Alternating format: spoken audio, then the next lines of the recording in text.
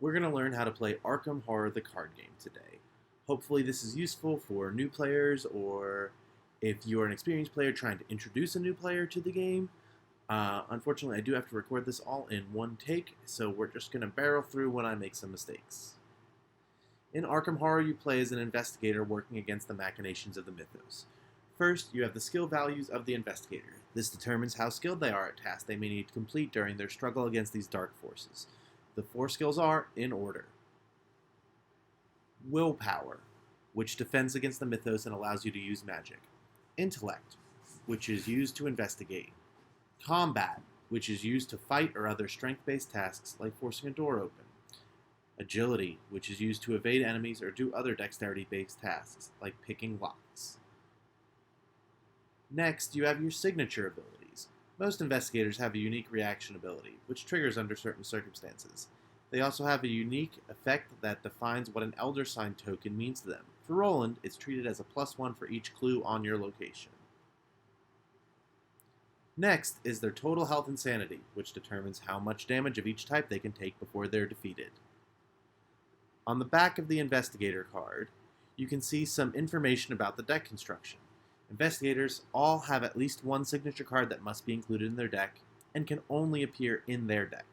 They also have signature weaknesses that must be included in their deck. Finally, each deck must include at least one random basic weakness pulled at random from your collection.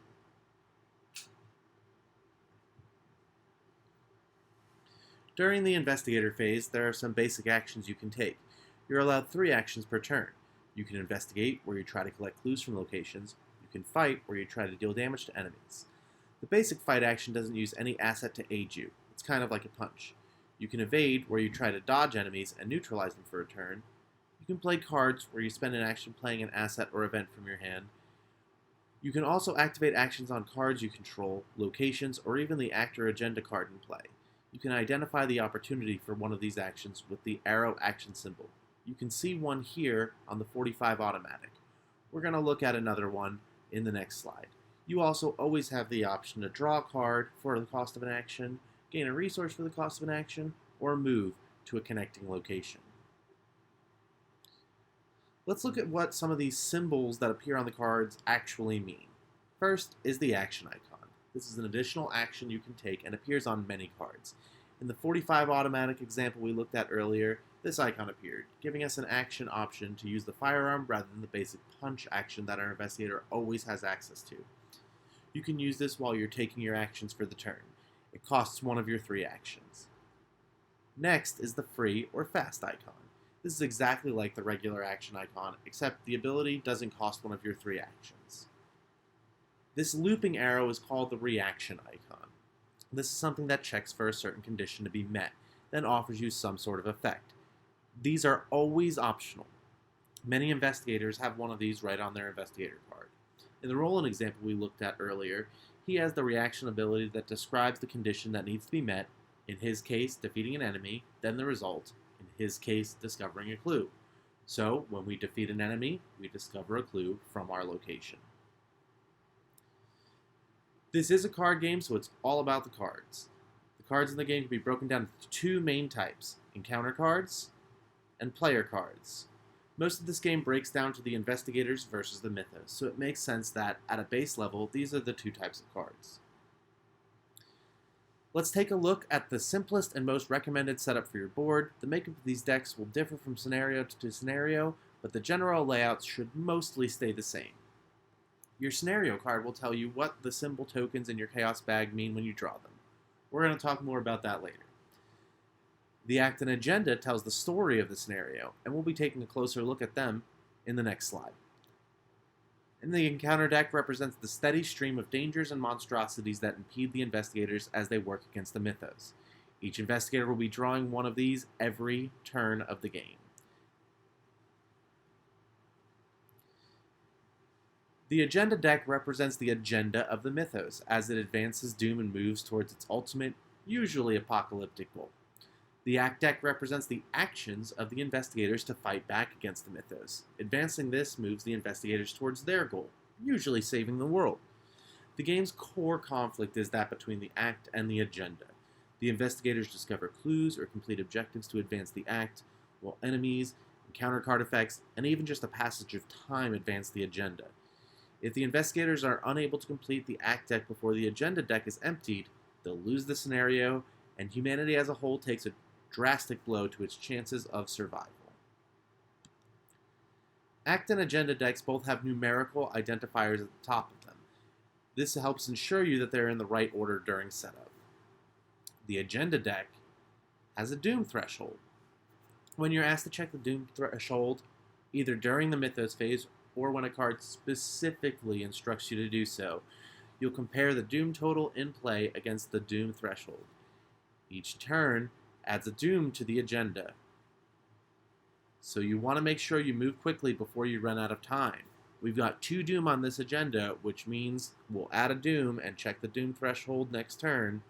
We'll have 3 doom on a 3 doom threshold agenda. That agenda will advance. The act deck has a clue requirement, like this one, or sometimes it'll have an objective like entering a specific location.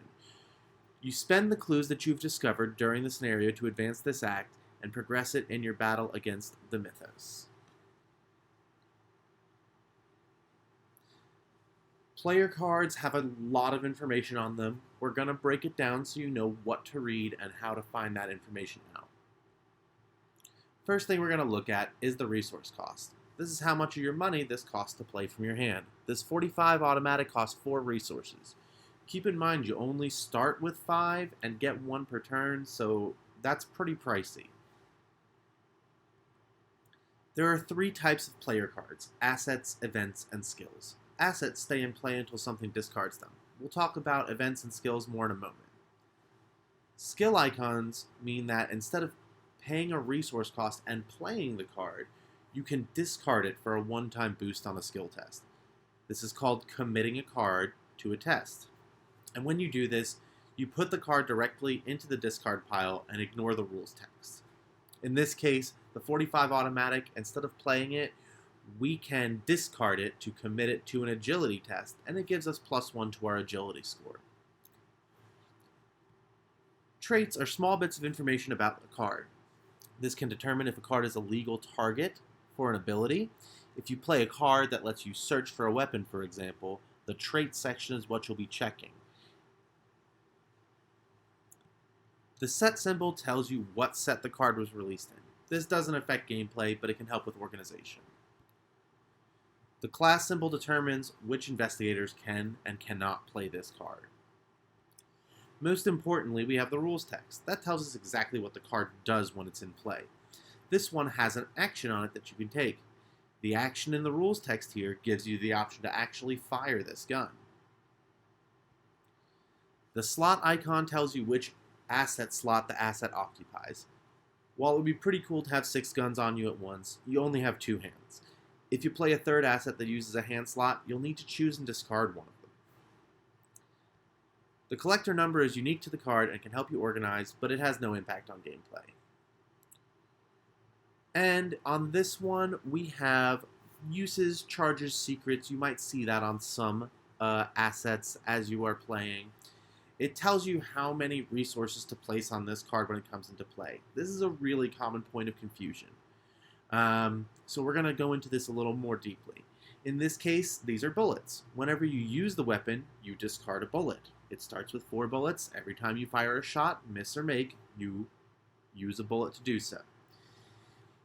This is usually represented by resource tokens, but it's important to remember that you take these from the token pool and not your investigator. The 45 automatic should cost you 4 resources. It should not cost you 4 resources and then take an additional 4 and put them on as bullets. Honestly, a common shortcut is just to take the 4 resources that you spent to play the card, and when you put the 45 automatic into play, drop those 4 resources on there.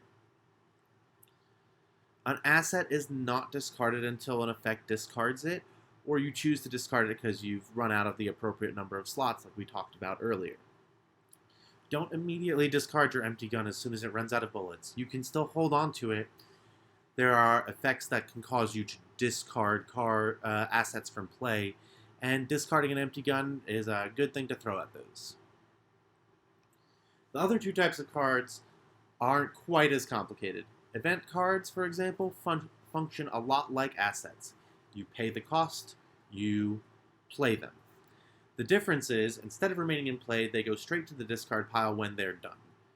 They can be discarded for their skill value, just like assets. In that case, you ignore the rules text rather than paying their resource cost. So in the case of evidence, we can pay one resource and play it, or we can discard it and get two additional skill value on an intellect test. And lastly, we have skill cards. You can't play these cards like you can play the other two types. They can only be committed to tests. What makes them unique is that when you commit a skill card to the test, you do not ignore the rules text. Skills are some of the most powerful effects in the game. They don't have a resource cost or an action cost to use them. Even small marginal effects on skills can be very powerful because they're not limited by any of the normal limiting factors in the game. They're not limited by resources, and they're not limited by actions. You can commit as many skill cards as you want to a test. You can commit one skill card to any other investigator's test if that investigator's at your location.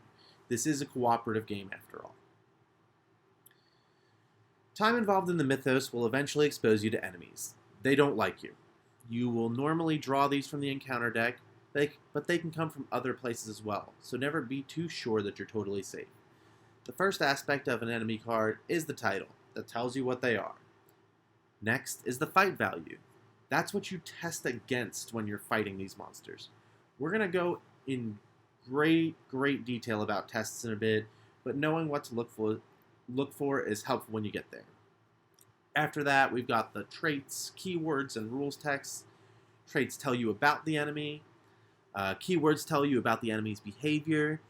This creature has the hunter keyword specifically, which means it'll move one location a turn to try and chase you down during the enemy phase. Keywords are very well defined in the rules, so if you ever run into one you don't understand, a quick search of the rules on ArkhamDB can help you define it. Lastly, the rules text tells you about any other special effects that creature may have. Next is where the damage goes and the horror value would go. When an enemy attacks you, it deals its full damage and horror value to you. In this case, it'll deal 1 damage and no horror. I understand when you fight an enemy, you have to take a test to deal it damage, and they just automatically succeed. It is profoundly unfair, but this is Arkham. The health value tells you how much damage this enemy can take before it's defeated and discarded. Rats only have 1 health. If you deal any amount of damage to them, they are defeated and discarded. The evade value works exactly like the fight value, but it describes the difficulty of the test when you're trying to evade the enemy. Evading an enemy doesn't damage it, but it does exhaust the enemy so it won't be able to attack or move until it's ready. That means you can get a break for at least 1 enemy phase usually. And lastly, we have the encounter set. This doesn't directly affect gameplay, but it's used during setup when it's time to gather the encounter cards and build your encounter deck. All of your actions will take place on location cards. Location cards have 2 sides. An unrevealed side that hides information until you visit them and reveal them, and a revealed side that tells you much more about the location. The first item is the location name. This tells you what the location is called. The next is the location marker. Locations have a marker like this to help you determine where they are relative to other locations. The shroud value here represents how difficult it is to investigate. This is the value you test against when you're investigating the location to discover its clues. We're going to have an example of this here in a moment. The clue value determines how many clues are placed on this location when it's revealed. You may notice a small investigator symbol next to the number 2. You may have noticed it on a previous slide. That means that you multiply this value by the number of investigators that began the scenario. So if 2 investigators are playing this scenario, that would mean 2 times 2 is 4. We place 4 clues on this location when it's revealed. This is done so that the game scales as you increase the player count. The connected locations show the location markers of the connected locations. Based on what we can see here, it appears that the study doesn't have anything connected to it. And then the last thing we look at is the encounter set symbol. That'll tell you what encounter set it's a part of when we gather encounter sets to build the scenario. In some cases, the set symbol may be different on its unrevealed side than it is on its revealed side. When in doubt, just check with what's on the revealed side. Playing a card specifically means putting the card from your hand into play. First, you pay your costs, such as resource cost and the action costs, then additional costs that some cards may have. If it's an asset, you put it into the play near your investigator card. Then you check for slots. Do you have more assets in play that take up a hand slot than you have hands? If so, choose and discard one. Lastly, you'll add your resource tokens onto the asset if it has uses, or put it in the discard pile if it's an event. Asset slots determine which assets you can have equipped at one time. You have 2 hands, 2 arcane slots, 1 accessory slot, 1 body, 1 ally slot, 1 tarot slot, and 1 pair of feet. The last 2 will not come up if you're playing for the first time. These slots are only represented on assets from later sets. The last piece of the game's conflict with you is the Chaos Bag. The Chaos Bag represents the risk involved in any task taking place while investigating the mythos. You can create the Chaos Bag by adding Chaos tokens as described in the campaign setup instructions. You can use any opaque container you'd like, but I'd recommend a completely opaque cloth bag. While the numbers that are placed in the Chaos Bag vary from campaign to campaign, and even vary within a single campaign based on the difficulty selection made, there are 2 tokens that will be in every Chaos Bag: the blue Elder Sign and the red Autofail. The blue Elder Sign's value is entirely dependent on the individual investigator. It's defined on their player card. The red Autofail token, however, always means the same thing: you fail. You fail by the maximum amount possible. If the skill test difficulty you're testing against is 4 and you draw the autofail, you failed by 4. The other symbol tokens will mean something different in each scenario. The scenario card, like I have on the right here, will tell you what they mean specifically. So far, we've talked a lot about skill tests, but we haven't really described what that means. So far, we've been defining variables that go into determining these skill tests. Finally, we'll talk about how to actually complete one. Skill tests are your skill value plus modifiers, like using assets or committing cards, plus the chaos token effect, all against the difficulty of the test.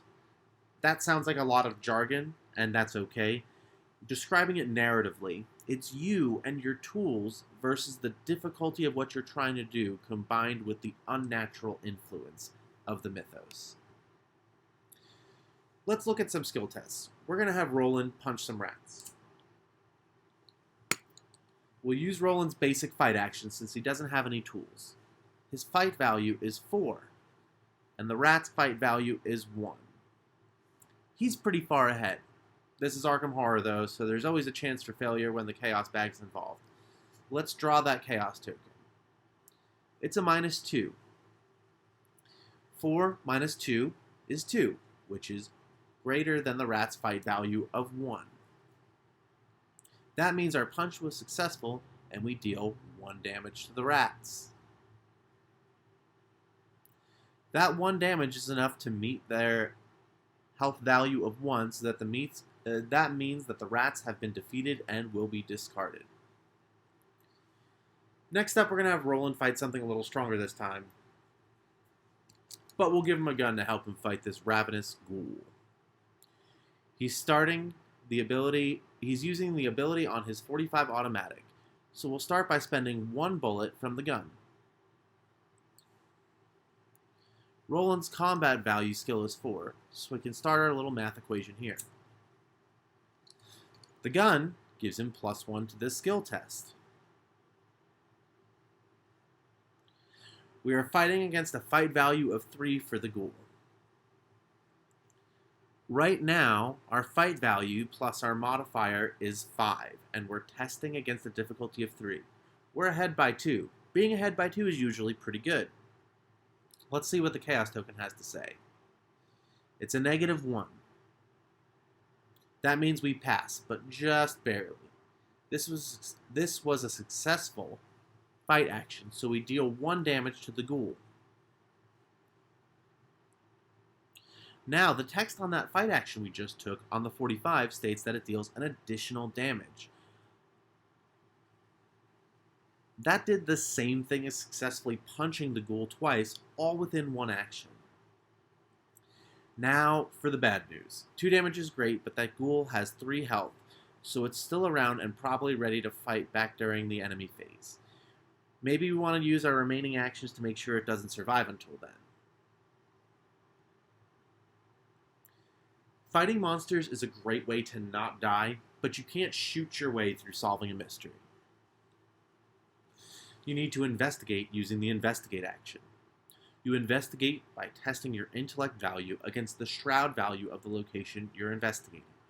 Roland wants to investigate the study, which has a shroud value of 2. His intellect is 3. That's pretty narrow. Let's see how it goes. Our chaos draw is a -1, which means our new value is 2 versus a difficulty of 2. Fortunately, even though we consider 2 and 2 to be even, being even on a skill test is enough to pass, so we will say that it is a pass. This is the equivalent of when we were punching rats earlier. Now, more difficult locations will have higher shroud values, and you can use tools to help you fight them to investigate more effectively in those situations. Your trusty 45 automatic won't be much help since it doesn't have any investigate actions on it, and it doesn't affect your intellect skill value. Other assets or events may be more help in this situation.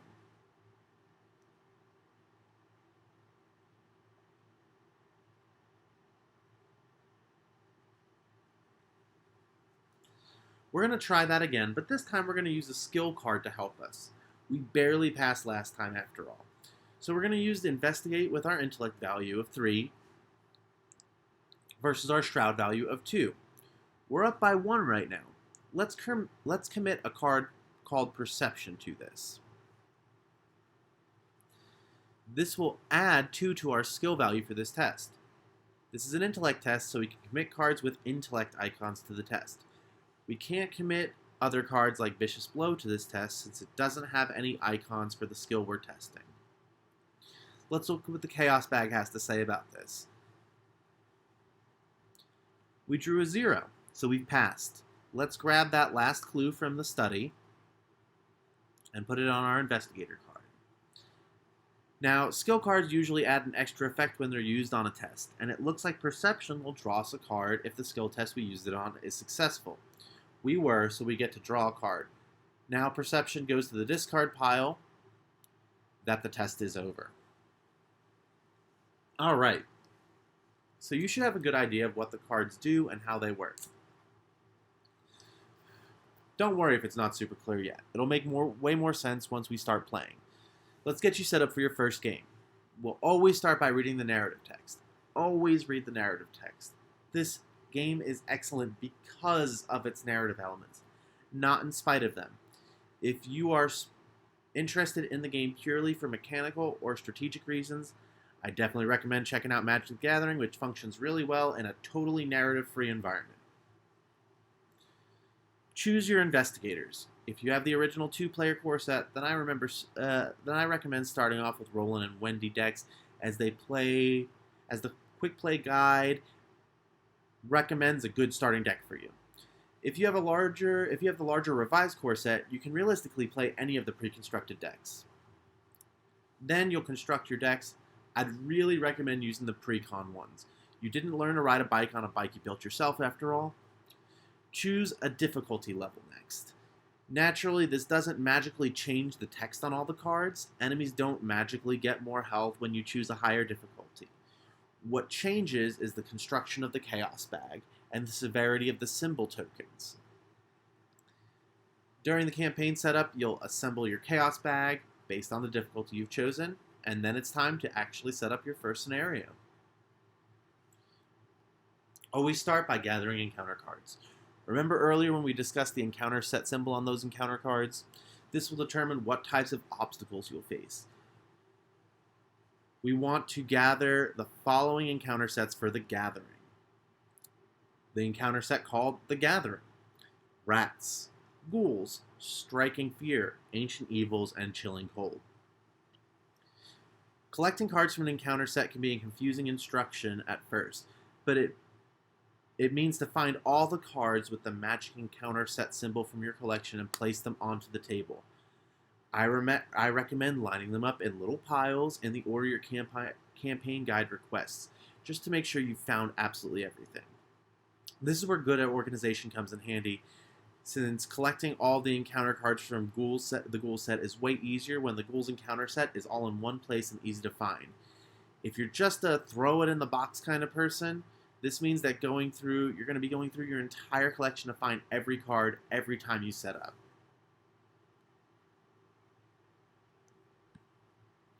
Your act, agenda deck, and scenario card will all be included in the encounter set that matches the scenario name. You can go ahead and put them into play now. Next, we're going to put our starting locations into play. For the Gathering, we're going to put only the study into play, unrevealed side up. You can tell because it will not show you the clue value or the shroud value, and will have a little lock symbol just below the location title. Place your investigator mini card on that location to show that you are there.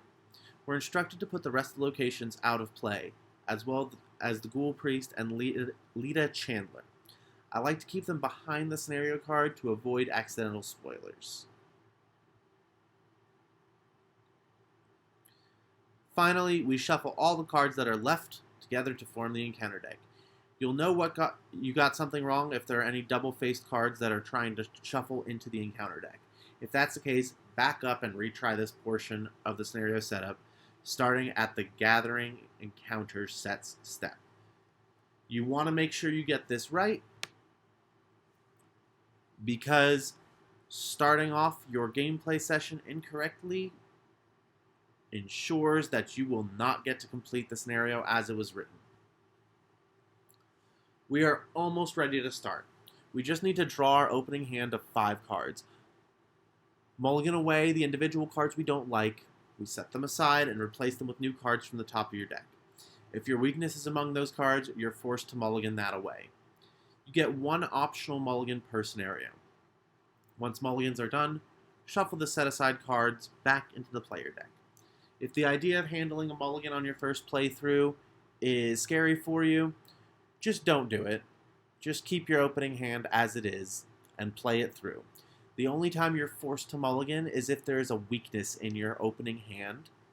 You do have to set that one aside and replace it, but you're going to want to do that anyway. Then you add 5 resource tokens to your investigator card. This is your starting cache. Then you're going to read the agenda text, then the act text. Don't skip this. You need to know what you're trying to accomplish and what threat is trying to stop you. Read the italicized text of your starting location. Flip that location to its revealed side and reveal it. Then read any new text on its unrevealed side. Don't forget to add clues to the location according to the location's clue value. On your first turn, skip the first Mythos phase and proceed directly to your first investigator phase. I recommend coming back here after playing your first investigator phase so we can discuss the rest of the turn cycle. Let's play a turn. We've got the study in play, and we're on that location. There are 2 clues on it. There's also a rat at our location, so it's engaged with us in combat. That means we put it in front of our investigator card in an area we call the threat area. We want to investigate this location to advance, but we can't do that with an enemy on top of us. Every action we take in this situation while an enemy is engaged with us that isn't fighting or evading will lead to a free attack of opportunity. We better take care of that rat first. We're going to spend a bullet to shoot at the rat.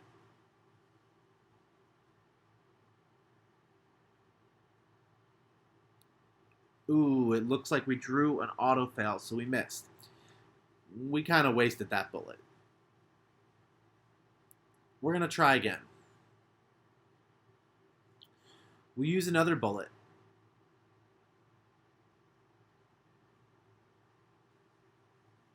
And we got a 0 on that one.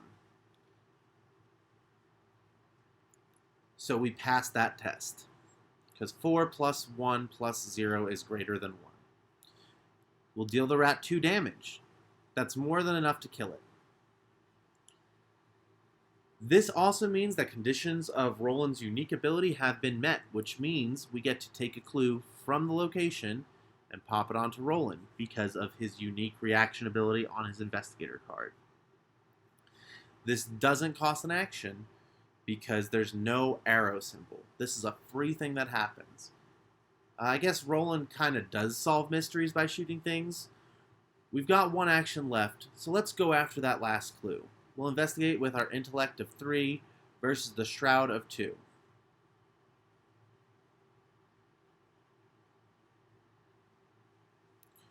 We drew a +1, so we passed. We'll grab that last clue and pop it onto our investigator card.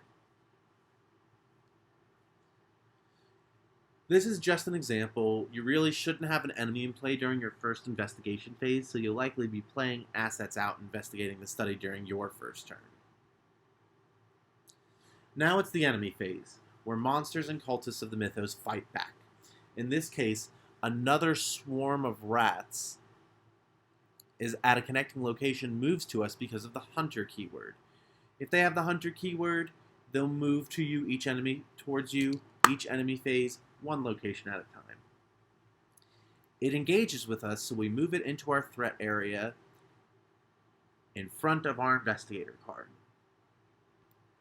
It immediately attacks us.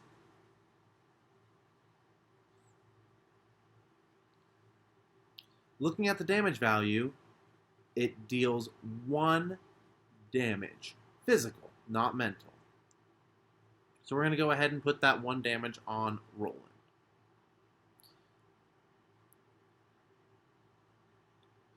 Note that if we had an asset with a health value on it, like this beat cop here, we could choose to have him take the hit for us and put the damage on him as well. If an enemy is exhausted already or tapped turned sideways during this phase, maybe because you evaded them during the investigator phase, you'll get a bit of a break from them. They won't move or attack until their next enemy phase. Keep in mind that only enemies with the hunter keyword will move towards you. It's not uncommon for enemies to just stay in a location until somebody comes to them. After you finish your enemy phase, the upkeep phase is next. It's the part of the turn where you reset everything and get it ready for the next turn. This is also the point where you'll draw your card and get a resource. No special game effects or actions are needed to get this done. Then you'll ready all exhausted cards. For people coming over from other games, this may be easier to remember as if you are untapping tapped cards. This includes enemies as well as your exhausted assets.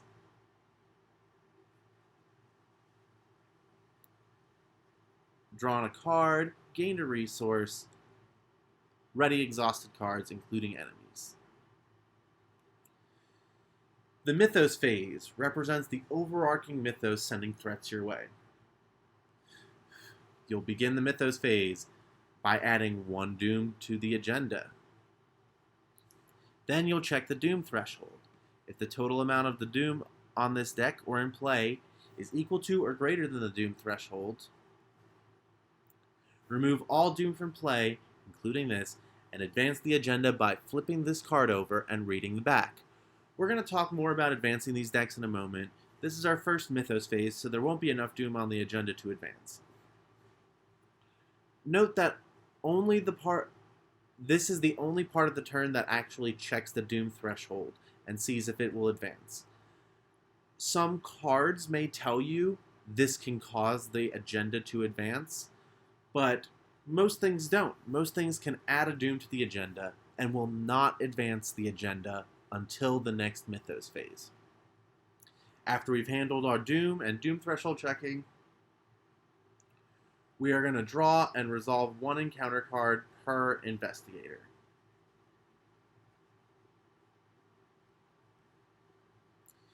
Let's see what the encounter card has in store for us during the Mythos phase.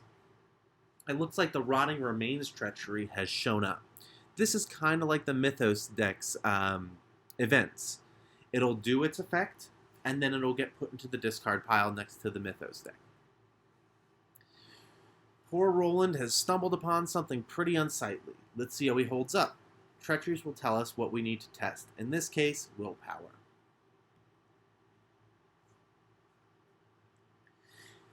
This is a 3. It wants us to beat a 3. You can see that because there's a 3 in parentheses next to that. It says test willpower 3. Let's take that test. Our base is a 3, so let's go ahead and commit a skill card. We're going to commit Guts. This is a great skill card because we get to draw another card to replace it as long as we pass. Let's add up our total skill value and compare it to the test difficulty. And then we're going to add our Chaos token into the mix.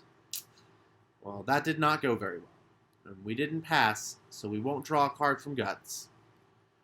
We also suffer the negative consequences of failing this test. In this case, the encounter card cares how much we failed by. We failed by 1 here, so we'll take 1 horror.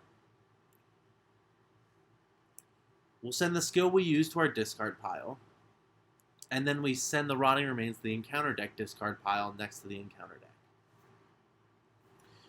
Let's say we drew an enemy instead. That enemy is then placed on Roland's location.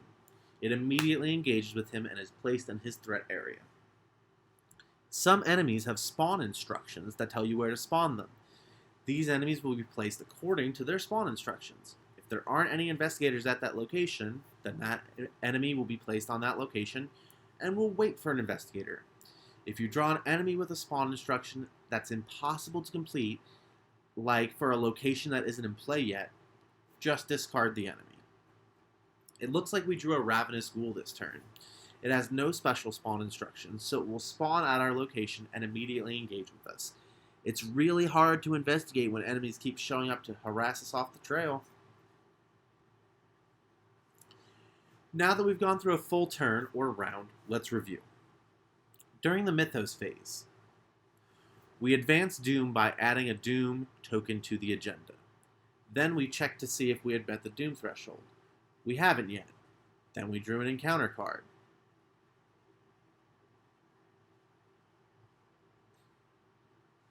During the investigator phase, we took 3 actions, like playing cards, investigating, and fighting enemies. During the enemy phase, surviving enemies chased us and dealt damage to us. During the upkeep phase, we readied our assets, drew a card, gained a resource in preparation for the next turn.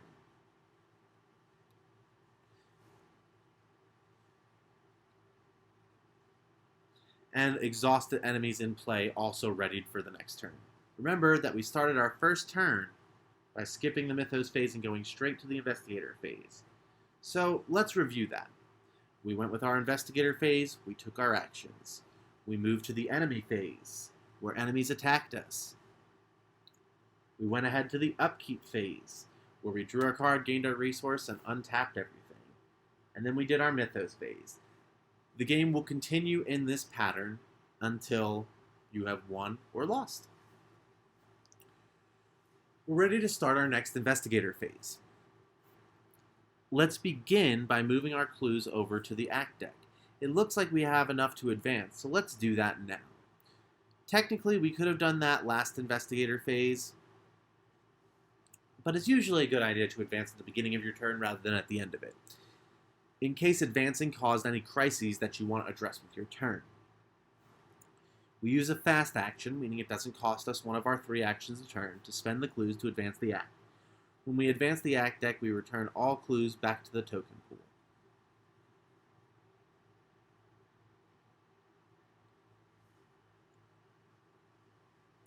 Flip it over and read Act 1B on the back. Once we've read all the narrative text and completed all the instructions on it, we'll remove it from the game and reveal Act 2A as the new current act deck. We'll read the narrative text on that and check what our objective is. Is it more clues, or do we need to do something else this time? In the Mythos phase, it's time to add a Doom to the agenda. It looks like this is our third Doom in play. If we look at the Doom threshold, we can see that we have met it. That means it's time for us to advance the agenda. We remove all Doom from play. In this scenario, all of the Doom in play is on the agenda deck, but in later scenarios, you'll find that locations and enemies can also have Doom on them. Regardless of where it is, all Doom in play is removed when the agenda advances. We're on Agenda 1A right now, so we'll flip it over and reveal Agenda 2A beneath it. Read Agenda 2A and check the Doom threshold. Then you can proceed with where you left off in the turn cycle. Almost always this means being in the Mythos phase. From here, we move forward through the rounds of the game, trying to survive enemies, racing against the Doom clock that limits the maximum number of turns we have, and chasing the clues or objectives needed to advance the act deck. The scenario will finally end with a resolution. Most scenarios have multiple resolutions, depending on what choices you made, and if you successfully completed the act deck, if you ran out of time on the agenda deck. Even other choices you made during the scenario can impact that. Worst case scenario, if you're defeated by taking damage or horror greater than your total health, you may get no resolution at all. Being defeated when you take more than your maximum total health or sanity does not mean that your character is dead permanently. It does mean that they will take a trauma and they will start the next scenario with that type of damage already on them. Regardless of the outcome of this scenario, though, return to your campaign guide and follow the instructions for your resolution. The story continues no matter how badly you did on your first scenario. Dust yourself off, upgrade your deck with the experience you earned during the scenario, and keep on fighting against the Mythos.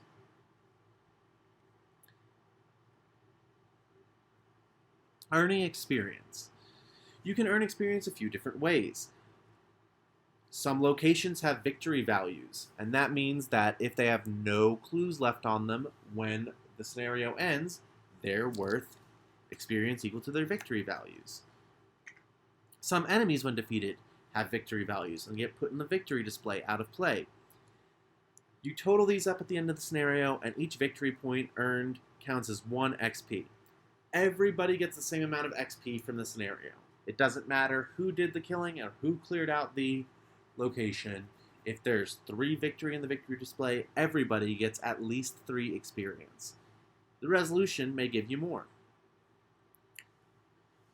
But what to do with that experience? Upgrading investigator decks is how you spend your experience. It's done between scenarios. Some common upgrades you can do is like this one. You can do a strict upgrade.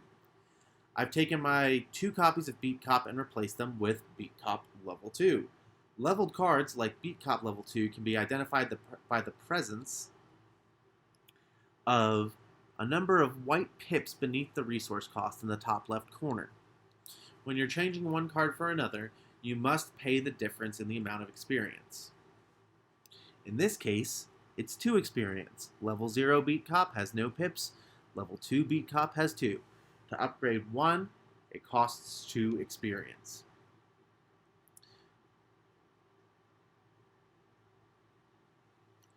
Let's say you didn't like Beat Cop very much and you wanted to upgrade him into a flamethrower instead. You can do that. You just replace the Beat Cop with the flamethrower and pay the full experience cost of the flamethrower. In this case, that's going to be 5. Pretty expensive for 1 card in your deck. Lastly, let's say you wanted to replace your Beat Cop with a different level 0 card. Well, the minimum XP cost for a card changes 1 XP. So that means that even a 0 XP card replacement would cost 1 XP. This really isn't the best value, so you should try to avoid that whenever possible. At the end of your scenario, it's time to clean it up. The cleanup process is important to make sure that you're able to get the ball rolling with as little resistance the next time you set up to play. To do this, you sort your encounter cards according to their encounter set, pack them back up into the game box. Separate out your different tokens and return them to the game box as well, like your resources and your health and your sanity tokens. Keep your investigator decks together and ready to pick up for the next scenario. I do not recommend rebuilding your investigator deck after each scenario. Remember, a good cleanup means that you get back to playing faster the next time you set up to play. One of the last things we're going to cover is the Grim Rule. It is the most misunderstood rule in the game. This rule states that if players are unable to find the answer to a rules or timing conflict in this rules reference, resolve the conflict in the manner that the players perceive as the worst possible in that moment with regards to winning the scenario and continue with the game. This rule only gets used if you can't find an answer. This is not something that you use not to look up an answer. This exists in order to keep the game moving and keep you from getting stuck. If you are playing and you want to have rules available to you, I definitely recommend having a digital version of the rules handy, such as on the Arkham Cards app or arkhamdb.com/rules. The digital version means you can just Command or Control F to find things quickly. You should never have to use the Grim Rule on the same situation twice. Remember, it only exists as an emergency release, so you don't spend your entire game session poring over the rules to find an answer. If you can't find something, and you're done with your current session, look it up. Look it up, or go to Board Game Geek, or ask somebody about it. Don't assume your emergency workaround was exactly right and never check back on it. And that's all I got for you. I know that this was a ton of info. I'm breaking this up into sections so you can go back and find specific sections if you need a review, but you should be ready to get started. This was by no means exhaustive, but that would be a much longer video than this was, and this one was already pretty long. I hope the simple animations in the video helped explain how some of these processes work in a way that supplements the Learn to Play guide nicely. But go on, go forth, enjoy your gameplay. Hopefully, if you're playing for the first time, you're starting with The Gathering. It's a great introductory scenario that does a great job of showing you these rules, and this video should help you get that set up if that's the case. All right, thanks so much.